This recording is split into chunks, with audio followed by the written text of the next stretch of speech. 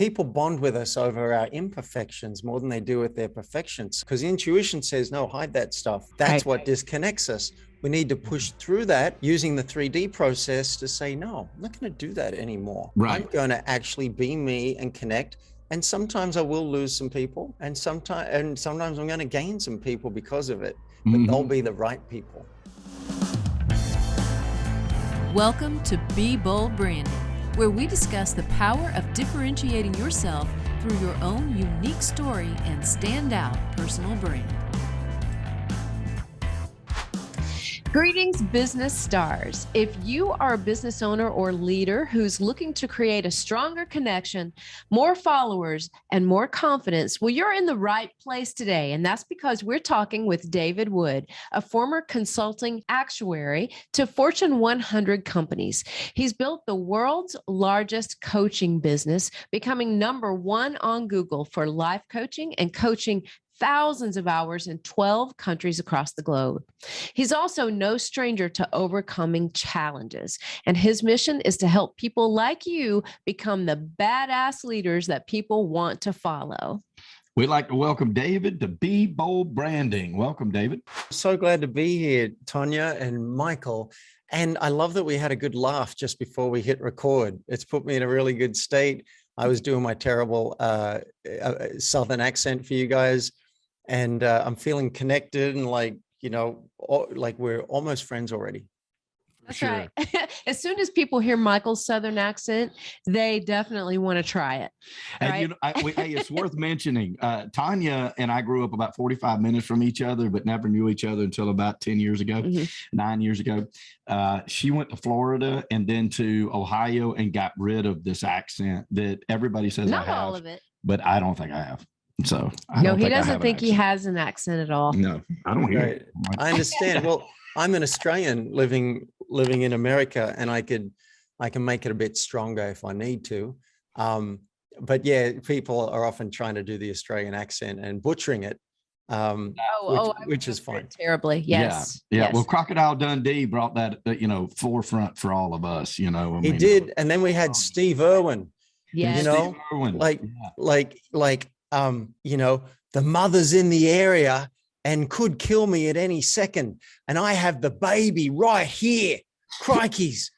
Yeah, that did a lot for... It really did. That's it really great. Did. Bravo. Yeah, I got to say it broke my oldest daughter's heart when he passed. So she got off the bus and it was just all crocodile tears. Like, I'll never watch TV again. It was the saddest thing ever. That is sad. Hey, listen, David, let's talk about you. All right, let's talk about you. Let's jump right into this and talk about the challenges that you have faced. If there were specific events in your life, I know we know of several of them that shaped who you are and shaped how you have developed in your life. We'll talk about some of those things. Well, I thought I had a normal childhood. I just grew up as I grew up. And then later, looking back, we can see that I had a tragedy when I was 7 years old. So my little sister was killed when I was 7, and I was there. I witnessed it, and I just figured I grew up normally. But looking back, we can see what happened as I shut down the emotions. Now, I was already Australian and a man, so my chances of actually knowing what's happening in my body were pretty slim to begin with. Then you add the trauma, it was emphasized. And so the silver lining is I got very good at left brain stuff, numbers, business, money, systems. I'm your guy. I came top of my school and got paid to go to college.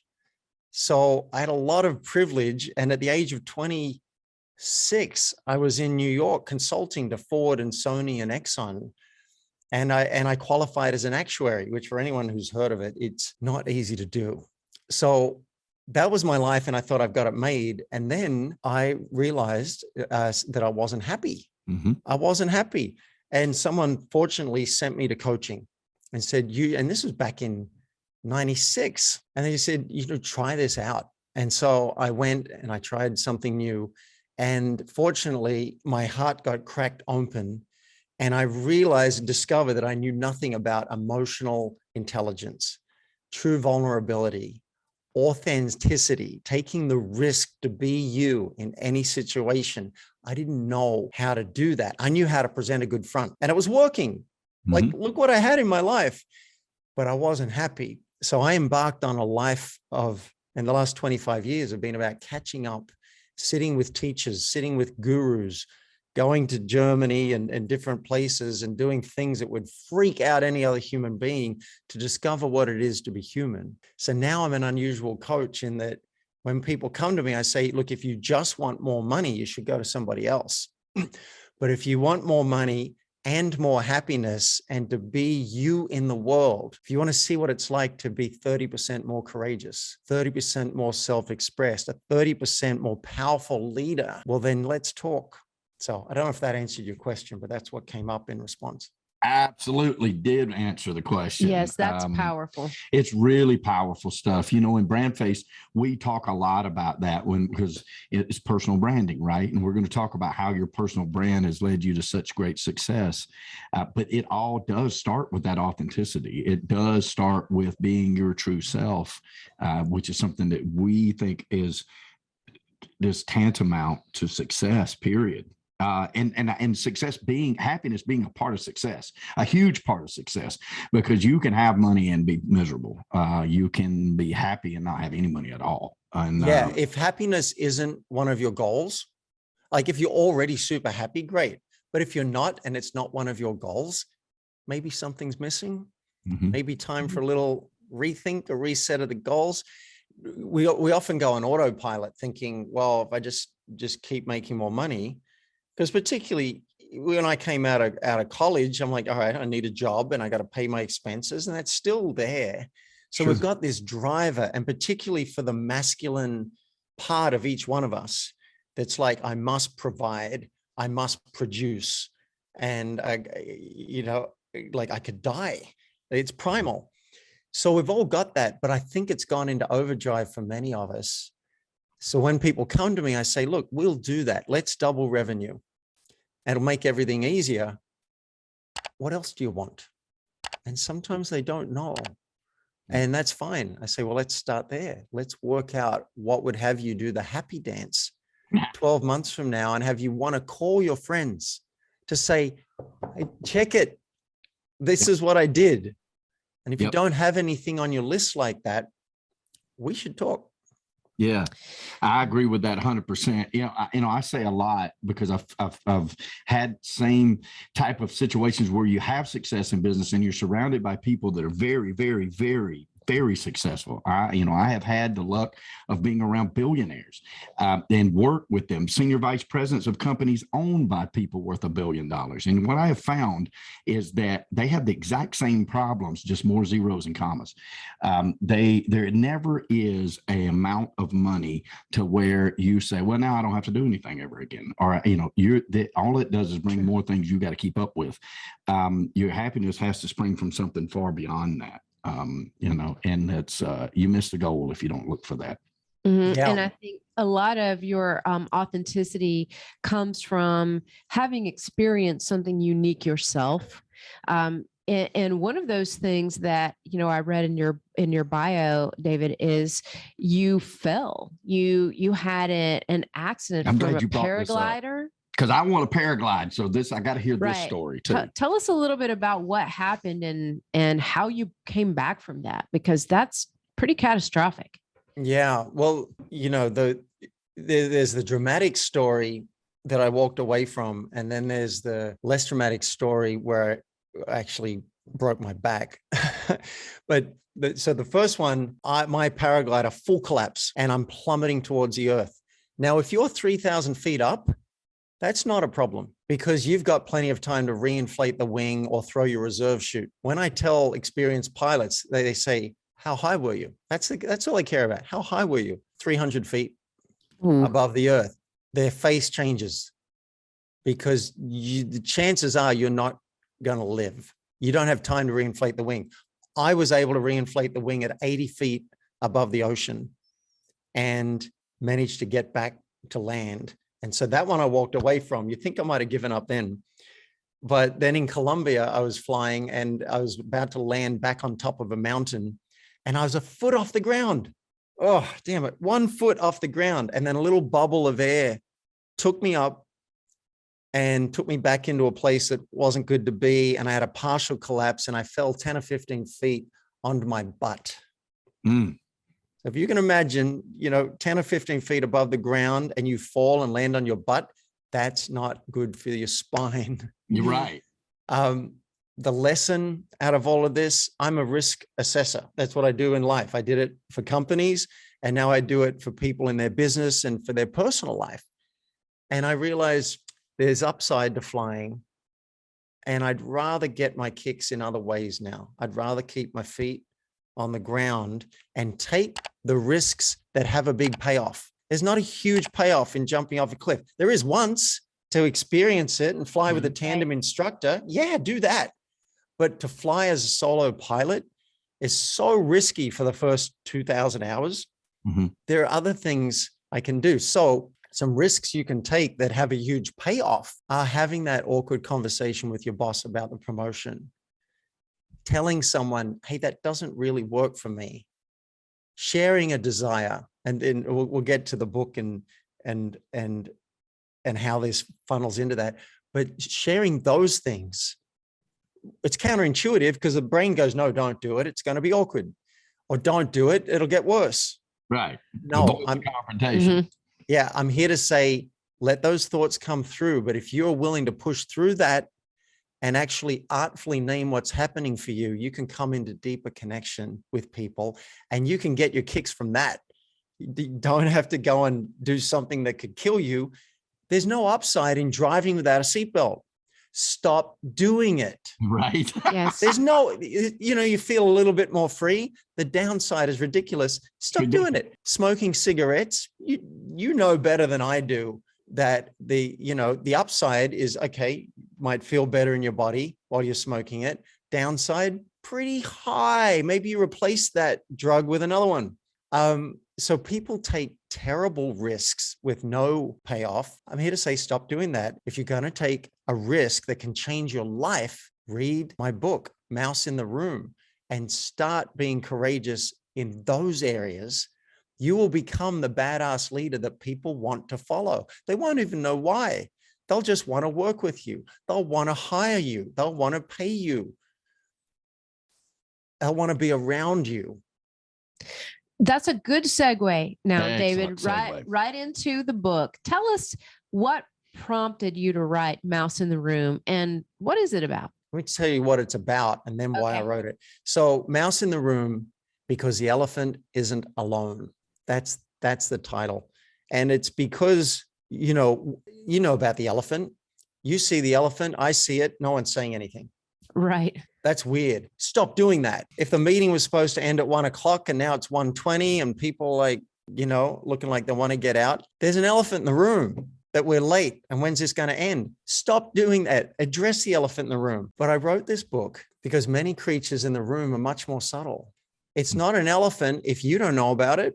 Right. It's not an elephant if it's a thought that I'm having that hasn't been shared, or a feeling, an emotion, maybe I'm angry or betrayed or upset or whatever, or something's going on with my body. These are all mice. And if they're not named, they can become an infestation. So Mouse in the Room, because the elephant isn't alone. And why I wrote it, there's the conscious reason I wrote it, and then what's probably subconscious. I think it'd be more fun to go to the subconscious. I think it's because I had a lifetime of squishing down emotions, partly because of the tragedy I had, and partly because of my culture, and partly because in the world, most kids got in trouble if they were angry. They got in trouble if they were crying sometimes. And we haven't been trained in how to discover our mice, how to know yourself and what's actually going on. And I've been fortunate enough to have coaches and teachers that constantly pushed me to go and have that conversation.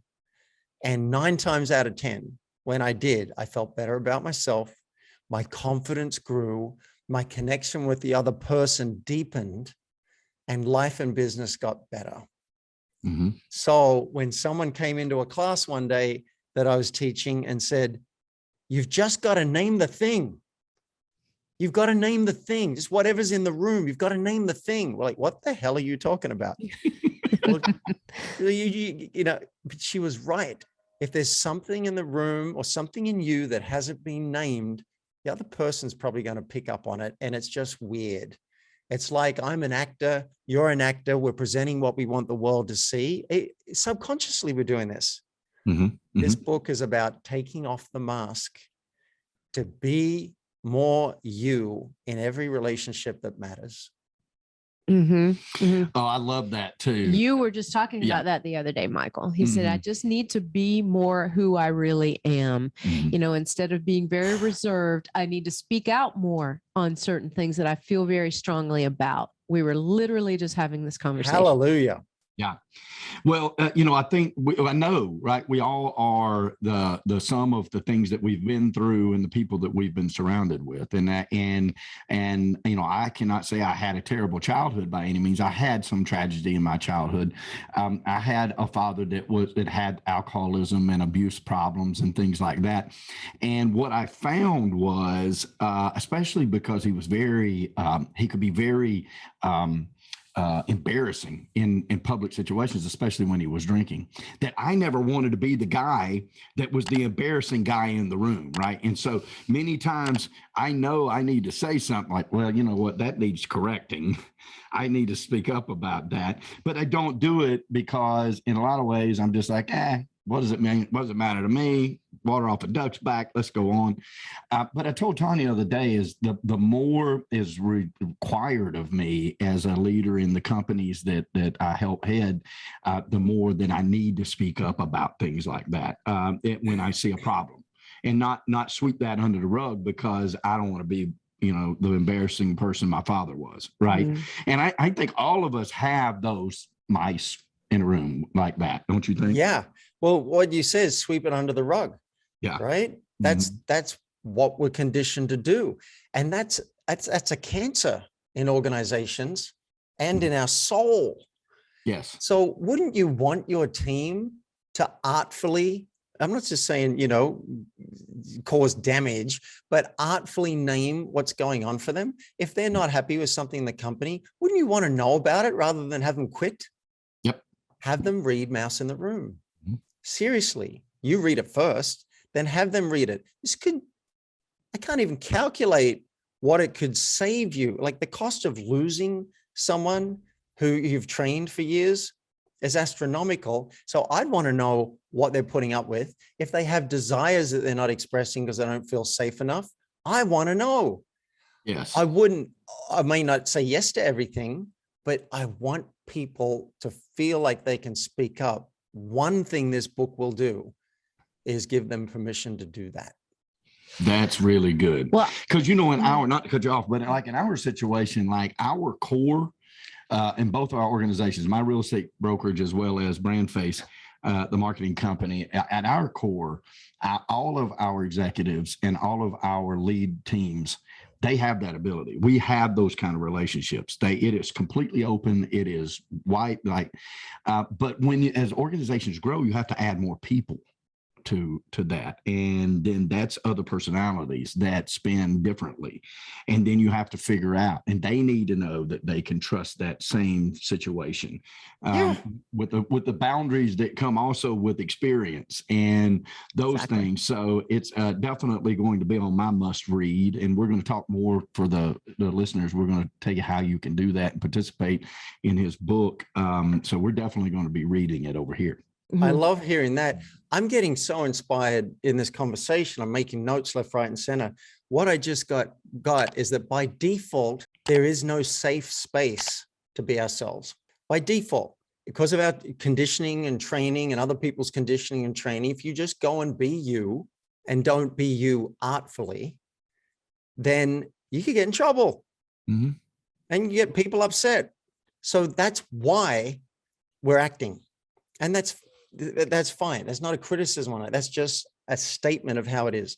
Sure. Right. So there's no safe space. Mouse in the Room shows you how, given that it's not a default safe space, how you can make it a safe space to name your mice. In fact, there's a 3D process. I call it mouse naming in 3D in the book. The first step is discover your mice. The second D is for decide if this is a mouse worth naming.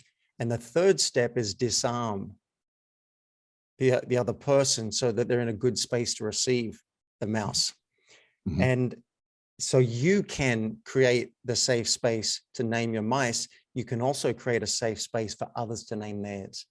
And Mhm. that is huge, to I love model this so that other people feel they have permission to speak up. Mhm. And I love the juxtaposition of the elephant versus the mice, right? Because the elephant in the room is so big, everybody knows it's there, everybody knows what it is, no one wants to address it.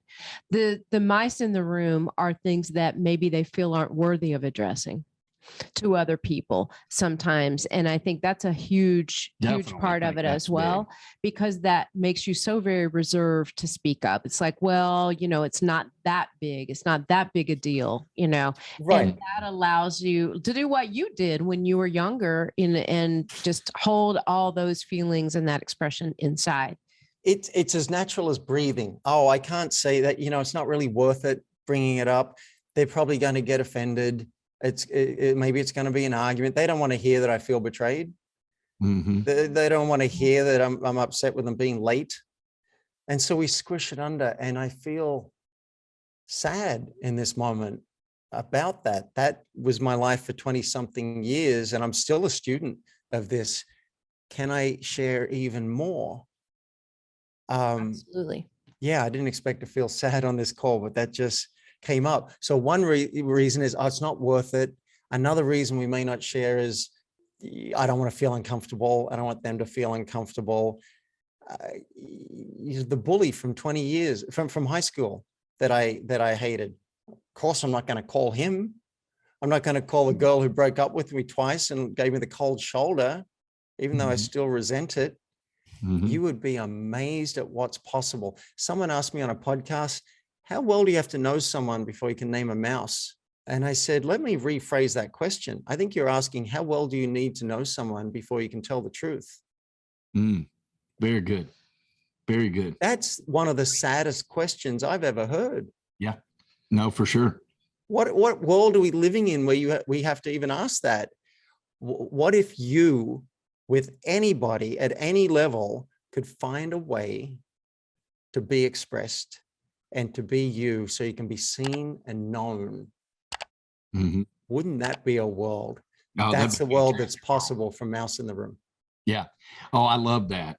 And, I can't, being a natural born salesman and a lifelong salesman, I would say that how powerful would this be if you're able to not only live this, but also to give this to your potential clients, right? I mean, how many times do we miss the mark because we think they want something or need something, and they're not open enough to tell us what it is that they really want or need, and then we can't fulfill that need for them because nobody's on the same page. So I would think that it's definitely powerful. I think of that Marianne Williamson quote, that, our greatest fear is how great we actually can be. And instead of Exactly. shrinking from that, we need to step to that so people will have liberty to do the same.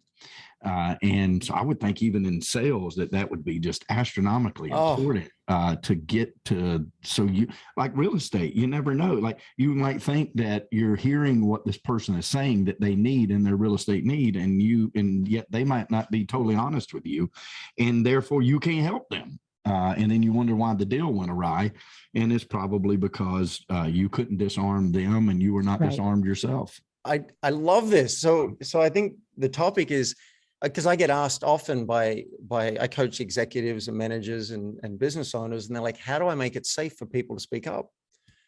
Because, they're not going to tell me a lot of stuff. How do I make it safe? Well, the simple version, have them read the book.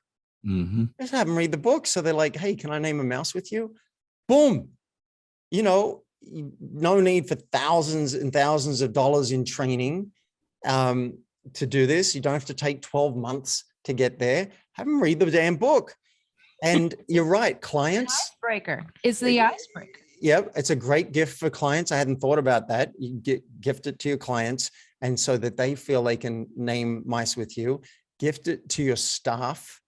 so that your staff feel like they can name mice with you? Your kids. You have a power hierarchy. You got a hierarchy with, with parents and kids. It's hard for them to say some things.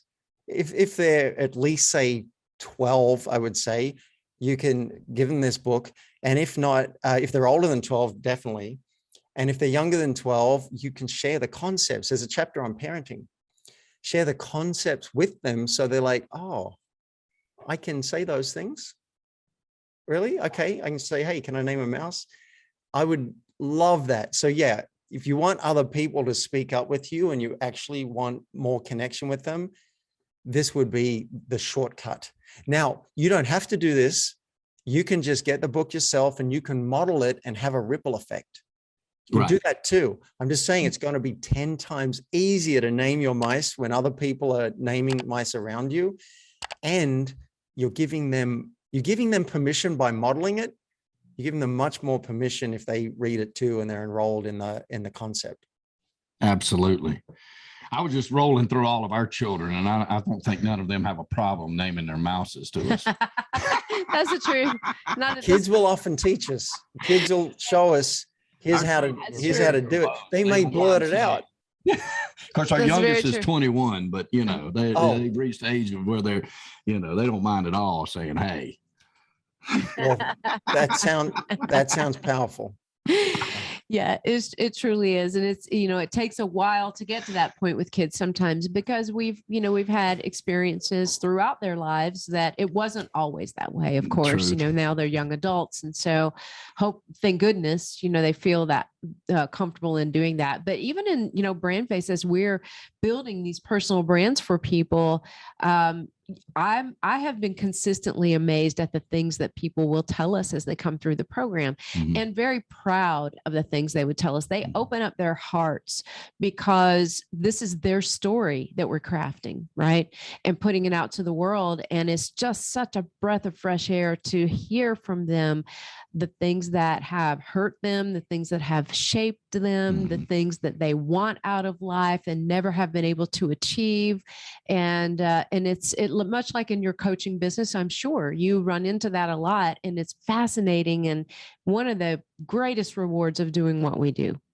I'm glad you brought it back to personal brand, because I want to tie in this concept of authenticity to branding. You could have a part of your personal brand be authenticity and self-expression. You could be known for that. You could be known for sharing the things that most other people don't share.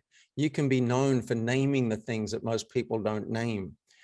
There's lots of things that I feel shame about and embarrassed about in my life. And by naming them, sometimes publicly, it's helped heal those things. Absolutely. For example, for 20 something years, I've been struggling with depression and anxiety. It comes and goes and it depends. And sometimes, and fatigue. I've had fatigue for 15 years. I'm thinking, how am I going to do this launch and then go to acting class tonight until 11 p.m.? I don't know. These are some of the things I'm embarrassed about. And the more I can name those, Brene Brown said that shame is a public problem. It requires a public solution. I like that. So I think a part of my personal brand has been authenticity. People know that I'll say it. Now I'll lose some clients because of it. Some clients will be like, oh, he can't manage anxiety and depression after 20 something years. I'm not going to work with that dude. Fine. Other people will hear it and go, you're able to do all this in spite of that? Show me how to do it. And I like to think that I'm giving people implicit permission to reveal themselves to the world as well, and not have to just show the shiny parts.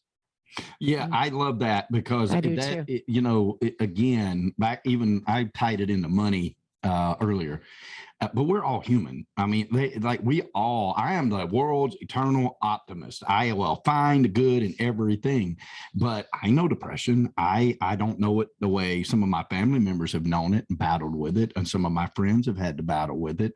I've had other things I had to battle with that they didn't have to battle with, but we all are humans. We're made up of the same makeup. Our bodies work the exact same. Our brains work the same, in different amounts of each one of those emotions, but we all are the same. And I like what you're saying, being authentic and publicly sharing things like that is not shameful. And it's just really giving other people the opportunity to say, well, you know what, they shared that, I can share this. And then we see each other as the humans that we are, and fallible and beautiful and yes, and let's funny be and let's be thankful, everything. yeah. Yeah. People bond with us over our imperfections more than they do with their perfection. So Sure. this book is counterintuitive because intuition says, no, hide that stuff. That's what disconnects us. We need to push through that using the 3D process to say, no, I'm not going to do that anymore. Right. I'm going to actually be me and connect. And sometimes I will lose some people. And sometimes I'm going to gain some people because of it, but they'll be the right people. Yeah, that's exactly right. And the that's point. huge on our personal branding, that because we talk about that all the time. It was Tanya brought it to me when I hired her to help our company launch. And then it just worked so good that we continue. She asked me to be a partner in the BrandFace company, and it was one of the greatest things ever. It is built upon the crux of that. People are going to do business with you when you are authentic. Your people are going to do business with you. And there are hordes of your people, more than you could ever get to. No, not everybody's going to do business with you because other people do business better with other people. Okay, that's fine. No problem with that. You're also not time wasting those people. So those are very big things. Yeah. So, David, we'd like to ask you 5 important questions about your personal brand. All right. We'd like to do this in like Jay Leno style. We're going to count down from 5 to 1. But these are 5 questions that we know are tantamount to a person's personal brand. All right. Yeah. First, number 5, who do you serve? Like specifically, who are your ideal customers? Business owners, executives, and leaders who want to do better at their business or their work. And they're looking way bigger than that. They actually want to die with 0 regrets and fully live their life. So those are the people that I love working with. And they haven't already done 30 years of personal growth. I've done that. They've done some, and they'd like someone to help them with both the business side and the life side. That's the sweet spot for me. Perfect. All right. Number 4, exactly how do you serve them? By helping them realize that whatever they think is wrong is okay. So coming to peace with whatever it is, then we get into strategies. But firstly, let's handle the energetics of it. I help them love themselves more, really, and then to love their life. I don't sell it like that because that sounds weird, but that's at the core of it. Like your self-acceptance and appreciation. That's the answer I have right now. Love it. Great. Number 3, what qualifies you to serve them? I've done my time in the trenches. Enough said. That's a good answer. Enough said. Number 2, how does it make their life better? More peace and gratitude for what they already have. The joy of knowing that they're fully on track to creating what they want. So they're behind the wheel instead of being a passenger in life. And then deeper connection with people. I mean, if you make more money in the business, that's great. That's great. But if you're not sharing your appreciations, you're not being revealed, you're not being seen and known, you are missing out on the human experience. And so I didn't even realize that, but that's one of my goals in my coaching. And it's definitely a goal with Mouse in the Room. Love it. All right. And number 1, what sets you apart from others in your industry? I think I'm more willing to tell the truth when it might cost me than most people. I think that's one thing. I'm also playful and deep. There are a lot of playful people. There are a lot of deep people. Someone introduced me once to someone and said, you should meet David. He's playful and deep. So great compliment. Great compliment. Yeah, that on my tombstone would be just fine. Playful and deep. Yep. Love that. That's good. What is the one message you want to leave our listeners today when it comes to their personal brand? Practice discovering you, practice knowing you. So you are clear. Oh, this is what's happening. This is what I'm feeling. This is what it's not always clear. Practice that. And then use the tools in the book to decide if it's a mouse worth naming. And I'd say very often it is, even when your brain's like, no, I can't do that. And then bring a little courage to the day and disarm the person to go and risk naming that mouse with someone. It'll change the world. You'll make some waves. The world could use some waves. Yep. Agree with that. So true. How can prospects reach you if they have questions, if they want to work with you? Definitely if they want to buy the book. Thank you. Well, firstly, I want to say, if you guys are getting value out of this episode and this podcast, go and leave Tanya and Michael a review, because it makes a difference to have more ratings on the podcast. So if you're getting value, that's a way to say thank you and acknowledge them. So I want to say that. And for me, yeah, I have some desire mice. I love finding the right people to work with. So if you're interested in coaching with me or training for your team, you can go to mouseintheroom.com and click on the links in the menu and get the book. Get Mouse in the Room. It's live. It's available. In fact, it's live today. And if you're hearing this today, there's a Kindle special. If you're hearing it June 13, there's a Kindle special for 99 cents. And what I would love you to do, my design mouse, go and buy 15 Kindle copies at 99 cents. It'll cost you $15. And then if that helps me make some noise about mouse naming and drive it to the bestseller list on Amazon. And also, if you love the book as I do, you'll now have 14 copies that you can gift to your friends, to your coworkers, to your family, so that they can be mouse naming as well. And also at mouseintheroom.com, we'll have the Amazon link, and we'll have the bonuses that we're providing for helping us support the launch. If you're coming after June 13, still go and do all those things. You may not want to buy 15 copies at the regular price, or maybe you do. Maybe you want to get a case, but you can still support the launch and mouse naming by getting multiple copies, and then come back a couple of days after you get the book and leave a review. That makes a difference. People seeing, oh, wow, look at all the ratings on here. That helps make noise. I'm up for starting a mouse naming revolution. If you'd like to help me, that's how. Mouse naming movement. Right? I love it. I love it. I love it too. I love it. David, thank you so much for being with us today. We have learned so much about you, your story, how that impacts your business, and how you help people. So we truly appreciate you being with us. My great pleasure. This was a blast. Thank you both. You bet. You bet. Okay, guys, if you are ready to take your personal brand to the next level, Michael and I want to help you. Just go to discussyourbrand.com. You'll fill out a short form. It's going to give us some more information about you, so we know a little about you coming into that call, your challenges, your needs, your goals, and we can help create a brand that teaches people how to treat you and helps you get rid of some of those mice in the room too, right? All you have to do is take that first step, discussyourbrand.com. That's right, folks. Listen, we bring you value like this every week. Great guests just like David, where you can learn things that are going to help you out. So subscribe. Be sure you hit that subscribe. Listen to what David said. Leave us a review if you like what you see in here, but be the first to find out about the new guests that we have coming out. We've got some great ones just like David. And listen, guys, listen, the reason we do this is all prosperity driven. But when we talk about prosperity, we're not just talking about money. We're talking truly about the 360 of an abundant life we truly wish for every one of you. We know here at BrandFace that prosperity favors the bold. So we say be bold, folks, especially with your brand.